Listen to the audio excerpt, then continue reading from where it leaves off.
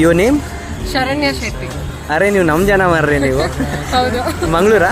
ಕುಂದಾಪುರ. ಕುಂದಾಪುರ. ಜೀವನಕ್ಕೆ ಏನು ಮಾಡ್ತೀರಾ? ಊಟ ಮಾಡ್ತೀವಿ. ಅಯ್ಯ, ಊಟ ಬಿಟ್ಟು.